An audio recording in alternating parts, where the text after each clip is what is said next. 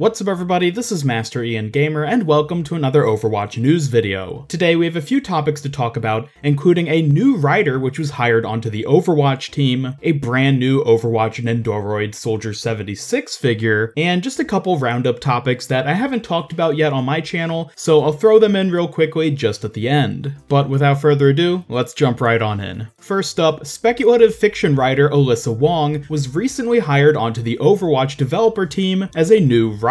She will not be replacing Michael Chu, but rather the two of them are presumably going to be working together on the game's story. Now, I know what quite a few of you are going to be thinking. This is pretty exciting because bringing on a new writer means they're going to be producing more story. And while this does seem quite likely, it might not exactly be what you're all expecting. It doesn't necessarily mean we're going to start getting an animated short every month or a ton of new comics. Now, the way that Blizzard handles the release of Overwatch's lore and backstory is something that I actually want to make a dedicated video talking about. But in short, despite how much people seem to despise Michael Chu for how little story content we end up seeing, I really think this frustration is misguided if we're aiming it at him. While I admit that he doesn't always handle and explain things the best way possible, if he legitimately wasn't producing as much story as Blizzard wanted him to be, well, he would have been fired a long time ago, and they certainly would not be hiring on an additional writer now. Blizzard is releasing exactly as much story as they want to for the time being, and believe it or not, but Chu is more than likely not the person who even comes close to having the final say in that matter. There's actually a pretty good reason that Blizzard releases the story in the way they do, and again, it's something that would be best explained in its own dedicated video, but just because another writer is coming onto the team, unfortunately doesn't mean that we're necessarily going to be seeing more story. If anything, I think it's most likely we're going to see some variety in the way the story is presented, or the way it's told, and overall I do think it will be a positive effect on the game, and specifically the lore. If we're lucky, then I do think we could start to see things released more frequently, but I would just advise against getting your hopes up for that. We don't know exactly what Blizzard has in mind with hiring a new writer, so in order to save ourselves from disappointment, I would just keep our expectations low for the time being. And real quick, if you're interested in seeing what other sort of works Alyssa Wong has done previously, I'll have a link to her Twitter account down in the video description. But moving on now to the brand new Nendoroid Soldier 76 figure, this was recently revealed and made available for pre-orders on the Blizzard Gear store. As we can see here, it has a ton of posability as well as a bunch of accessories that come with him, including his pulse rifle, which can be made to look like it's either firing or using his Helix rocket's ability, a biotic field canister, and even a golf club to go for that old man feel. All in all, yet another great looking Overwatch Nendoroid figure, and if you're interested in these kind of figures, then I actually just recently put a review up on my channel of the Diva Nendoroid figure, so if you want, you can check that out through the card on screen. Now, moving on to a couple quick roundup topics. If you haven't seen already, there was a new Tracer and Genji skin which was revealed, which are going to be part of the upcoming All-Star Weekend, which starts August 25th. So far, we don't actually have any information regarding how to unlock them in-game. Presumably, it's going to be tied to the All-Star Weekend event itself, which means it might have something to do with cheering through Twitch or some kind of direct donations. We don't really know at this point, but hopefully there will be a free way for us to get it, or maybe in the future these will be added to the default loot boxes. Again, we just don't know anything for sure right now, but when we do get more information, I'll be sure to update you all in a future video. And additionally, following the release of Wrecking Ball, you can get 2 free Wrecking Ball specific loot boxes by linking your Twitch Prime account to your Battle.net account. This is exactly the same way as if you were getting any Overwatch League rewards from watching the live streams, and these loot boxes will be available until September 3rd. Again, these are only available if you have Twitch Prime, so if you do, it is certainly an offer that you'll want to jump on. And as a very final note before I wrap up, we are still waiting for the official Summer Games teaser to be announced at the time of me making this video. Given that we're right in the time period where we're expecting to get the teaser, we very well could get the first teaser by the time I've even uploaded this video. But whenever the teaser does end up appearing, I will be making another video specifically talking about it. And in the meantime, if you're interested in seeing my Summer Games skin in predictions, you can check out those videos of mine, which again, I'll have linked in the cards on screen. And with that, thank you all so much for watching. Be sure to leave your thoughts about anything I talked about here today down in the comments below. Are you optimistic about Blizzard hiring on a new Overwatch story writer? Or are you super excited to get your hands on the new Soldier Nendoroid figure? Either way, be sure to leave a like if you enjoyed this video and share it with a friend if you really liked it. Subscribe, follow me on Twitter, and turn on notifications to both help out my channel and keep up with all my future Overwatch content. This is Master Ian Gamer signing off, and until next time, have a great day.